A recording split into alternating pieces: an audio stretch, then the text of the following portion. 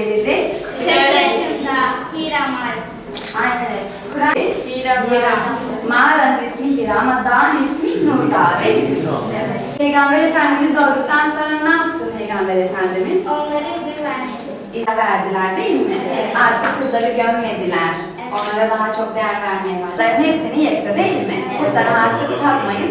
Allah'a tapın, Allah'a inanın dediler. Halk Eğitim Bünyesi'nde açılan Türkiye Gençlik Vakfı'nın açmış olduğu Kur'an kursumuzun eğiticisiyim, hafızım aynı zamanda. Şimdi öncelikle kurslarımıza çok yoğun taleplerimiz var. Çocuklarımızı buraya emanet ediyorlar ve çok fazla yoğun talep olduğu için çoğu zaman yer bile bulamıyoruz. Hatta ek sınıf bile açmayı düşünüyoruz. Öncelikle bizim buradaki amacımız çocuklarımıza öncelikle İslamiyet'e uygun, Müslümanlığa uygun bir birey olarak yetiştirebilmek.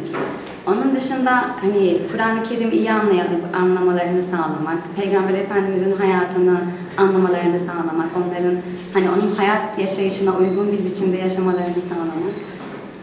Kur'an dışında biz başka dini ilmihal bilgilerini de veriyoruz, peygamberlerin hayatını veriyoruz onlara.